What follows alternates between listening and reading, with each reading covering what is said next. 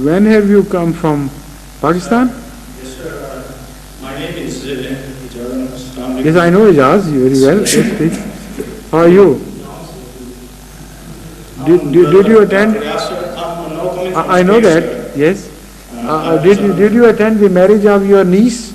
No, sir. I was in USA. I was in Mexico. At that time? Yes, sir. I came from USA yesterday. Yes. I see. I thought you were coming from Pakistan. No, sir, after attending the marriage. No, sir. No. Quite right. In September, sir. Quite right. So my question is that I recently visited Mexico and talked to many persons there. Mostly they are Spanish speaking. The first question is, do we have regular missions in Latin America? Which places those are located, sir? Now, first of all, I have a question to ask you. Sir. While in Pakistan and Lahore and Gujranwala and places, Sir. you are a very active member of the community. Yes, sir. And after that, you sort of disappeared from the scene. What happened? Sir, I was in army. I was then for some time in Libya. Yes. Then I was in Saudi Arabia, so Yes. from 1981 to 82. Yes. Then nowadays I'm working in US Aid Mission. But how did it happen that I lost track of you? I served for 3 years in Gilgit, sir. Almost remained disappeared. Yes. But I know many Ahmadis who have been serving in Gilgit and who always remained in touch, and I knew what they were doing and their interest was live. I was in Faisalabad also, sir, in 1980, chief engineer. Yes. Yes, I know that. I know their history in Pakistan, all right. Sir. But after that, you sort of disappeared. So I'm glad that you are asking. in Saudi Arabia, sir. Yes. 2 years in Saudi Arabia. So that is Found in 1982. right. Now in Mexico there is no mission. Sir. But we should like very much to establish a mission in South America. In fact, we are looking for possibilities. Sir. And if you are still working there, I mean, if you intend to go back to South America, was it there that you got? I was on an international course in. I see. But where are you stationed then? I'm stationed in Lahore. I'm working in US Aid Mission, sir, in Pakistan, sir. I see. And I was on an international course in States. And Quite right. But where in the States were you stationed mostly? I was in Utah State University, then Utah? Yes, sir, Utah, then in South of America, sir. Where in Salt Lake City?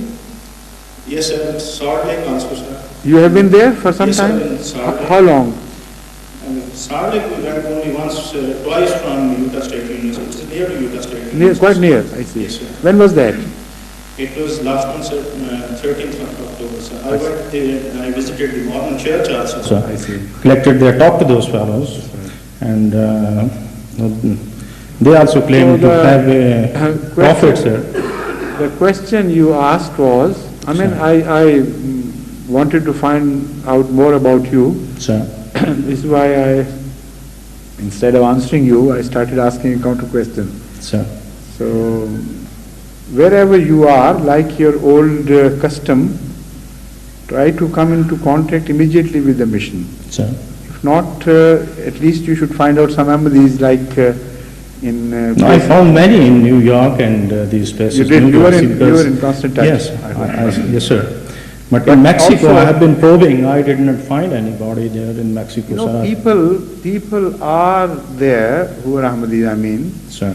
but unfortunately, because there is no mission, so there is no central point where they can come and meet and know each other. Sir. So they remain dispersed. And we know people from, even from behind the Iron Curtain who have gone and settled, for instance, people from Hungary. They were, at one time, they were good Ahmadis, and they went to South America for asylum, and then they disappeared. So there would be people here and there, and they come to surface occasionally. So this is why I wanted you, whenever you go there, Yes, sir. be in search for such possibilities. We have discovered some in Brazil, haven't we? You have got the addresses? No, but there are more than, there is one address with Mr. Aftab Khan as well. When he went there, he also discovered. So what I told you, that where there are no communities, collect these addresses and then pass this information on to everyone, and try to forge a sort of unity and create a community there. And this is my message to you as well. Right, sir. And Sir, I've talked so to far these I don't friends. know anyone in Mexico. No, I didn't find anyone. But I've talked to, we had with us Peruvians, Brazilians, persons from Colombia. They were from different countries, from Latin America, and they're mostly Spanish speaking. Yes. And when you talk to them that your origin is Spain and you were previously in the past you were Muslim, and some of them, I talked to one person in Mexico. They begin to take interest. Yes, they listen, and they say, somebody said, yes, my mother, I come from mother side, I'm an Arab. And they listen very carefully, and you tell them their past history, that one time you were Muslims, and then you all converted. I think it's a good approach. Yes, sir. But still it would not always work. At least it won't work. Yes, sir. With those Jats in Punjab who have hailed from Sikhs and Hindus. Yes, sir. If they are told that you remember, your forefathers were Sikhs. Yes, sir. They would not tend to change their religion just because the forefathers were Sikhs. Sir. So they take some sort of interest. They show definitely an yes, interest. Sir, they do but show interest in, that's that. In religion. That's just a polite and courteous way of responding to this approach. Yes, sir. And that ends up there. That is our experience in Spain as well. Sir. When you talk to them, they said, oh yes, we know. We have a history, and we have some old articles as well in the family, which were handed down to us. And still they're good Catholics at the same time. Sir. So the best thing is to catch the bull by the horn and start where you should start. I mean, directly the subject matter should be taken up, and the religion should be discussed as such. Sir. Because they have lost sympathy with Islam because they were the children of the Muslims, and moreover the case is not exactly like that. They are not the offsprings of Muslim parents mostly. Most of those who remained Muslims in Spain in the 16th and 17th century, they had taken refuge in the mountains, and ultimately they were cleansed of those mountains. They were completely, the mountains were purged of their existence. Either they were totally manslaughtered or externed in ships, and it is said that the ships were sunk before they reached their destination. So the history of Spain tells us that starting from the 14th century onwards, it was just a mopping up operation in the remaining 2 centuries. Sir. And those who are found today with Arab bloods are the offsprings of intermarriages between the Spanish and the non-Spanish Moorish people, while they were both Christians at the time of marriage. Those who had got converted through compulsion, they intermarried among them. So the sympathy is not that strong anyway. So do we have a program to have a regular mission in Latin America, sir? That is exactly what I was trying to tell you previously. We have definite program of establishing a mission, and we want information various places, particularly in Brazil. The decision was taken by my predecessor, Hazrat Mirza Nasir Ahmed Sahib, Rahmatullah Alayh. He had ordered, we have got the money for that mission, which was collected during his lifetime. But there are certain difficulties we face in establishing a mission because we don't know which place should we choose, which is more proper. Moreover, there is lack of literature in Portuguese language or the Brazilian Spanish, Portuguese as spoken in Brazil. Yes, sir. So we are looking towards that, and we are also preparing some scholars who would be able to preach them in their language. Otherwise, just to build a mosque and a mission without a logistic support of literature and a missionary, would not produce result. That would be just like building a monument. So that is all that we are trying to do. But any information in this regard about the Muslim population, the best areas available, and other concomitant information would be most welcome. So do you go there often? Sir, this is my first time I went to... The first time, I see. This first time I went to Mexico. Right. But there are a lot of persons from... The Latin American countries with us. But when in Pakistan, you will be representing USA. Yes, sir, I work for this government. United States citizen, you will be going there? No, I'm Pakistani, sir. But I work for the aid mission in Pakistan, sir. I work in Lahore. We have a rehabilitation program, irrigation system rehabilitation in Pakistan. You have? I came in connection with that. So you have been on deputations always? Yes, sir. You went to Saudi Arabia? No, sir, I was doing an independent job in Saudi Arabia, but how can you keep your legs in both these boats and still But survive? now I'm the US government employee, sir. Huh? I'm now a Pakistan government employee, and I'm now the US government employee, sir. I see, with Pakistani passport, Yes, sir. you are still not the employee of Pakistan, but I'm US government employee. Quite right. Sir. Now I understand. Thank you. Shukriya, And how sir. many children have you now? I have, sir, 6 children. My children keep on writing you. 2 of them, they are in the medical college. Well, what And, are their names? Asifa and Busha, they keep on writing you. Yes, sir, that Yes, I sir. know. And my they son never- is in engineering, electrical But engineering. I couldn't place them as Sir. being your children. This is why. Yes, sir. Yes, my wife keeps That's on why I writing you. thought. Yes, I know now. Yes, sir. That is why I thought I had lost track.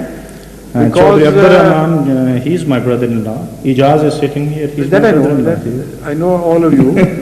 Right, sir. But because although your family is in touch with me, I know that. Yes, sir. But that did not click in my mind that they were the children of you. They are my children, sir. Yes. So I'm glad that you didn't lose track at all. Right, sir. I mean, you didn't lose contact at all, I mean. Please.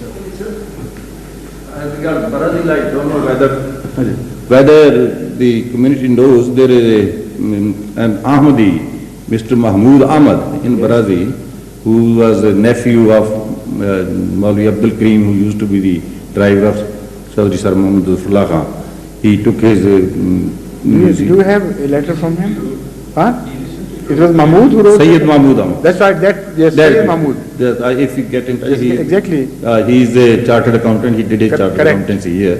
He worked wrote with to me. us and he offered his services Yes. if he could be of any help to us in that regard. He took some literature once he was passing. I gave him a lot. Then he has married, I think, I there. think we have about 3 addresses so far, Yes. but it's a big country. Brazil is a huge country, and just to consider it as a small spot where all 3 would be together, that's just, a dream. The reality is that they are spread so far and wide that for them to be forged into one community is very difficult. But anyway, through correspondence and occasional meetings. He was telling me once, you see, that when Australia was being developed, Yes. most of the land were offered to the farmers and so on for cultivation and Yes. development. Similarly, there is also such a possibility in Brazil for Yes, agriculture. in fact, we did probe into that. Yes. We came to know that the delta of Amazon is now being considered to be turned into a great farmland for production of wheat and maize, etc. But there is also a great opposition to this, and the scale in which they are thinking, that's too big a scale. And moreover, when we discussed the matter with the authorities concerned, they wanted to discuss such things with governments, not with communities. So when they discussed the question of such labor or such experts in agriculture with the government of Pakistan, the government would see to it that Ahmadis are eliminated. So that doesn't make any difference. If there is any contact between Brazil and any other country where Ahmadis also live, perhaps a migration could be effected, but they would not be interested then. Only Pakistanis would be interested who know agriculture, who have personal experiences, and they also are looking for a job outside. But I doubt if Brazil would ever come to an agreement with Pakistan in that regard. From outside Pakistan. Pardon? Such possibilities must be explored from outside Pakistan. But no, we have explored those possibilities, and there are no such possibilities, because the agricultural people who are in a position to be enterprising, I mean, they are compelled by circumstances to take certain risks and try their luck. They are only found in Pakistan. You are an agriculturist, you or your sons would never dream of going back to agriculture in Brazil in very, challenging situations. And the disease and the climate in the Amazon is such that it is very, very difficult to survive there normally for an outsider. Those who have become immune to those things, that's different. So after having explored the possibilities, ultimately I dropped the idea. In fact, I started exploring it during my last visit in England. So I entrusted Mr. Aftab Ahmed Khan with this job to further investigate, and also I contacted the ambassador myself, met him twice or once or twice, but was in constant contact with him on this issue. So all these possibilities have been explored and ultimately rejected.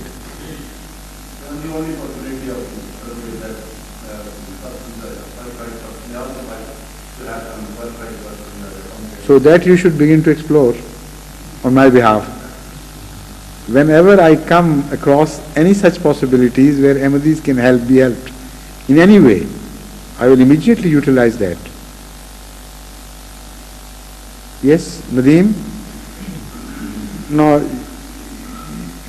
you are still here and you come daily. So on Saturdays and Sundays, you better count yourself out, unless we are short of questions, right? But oh, I'm sorry, nowadays we are only holding this session on Saturdays and Sundays, so you'll be counted out for good if that is the condition. If we are short of questions, then I'll give you an opportunity. Otherwise, let those ask questions. I mean, I should prefer to questions to be asked by new people. The regular ones, always have been asking such questions, and the new people should be given opportunity now. Please.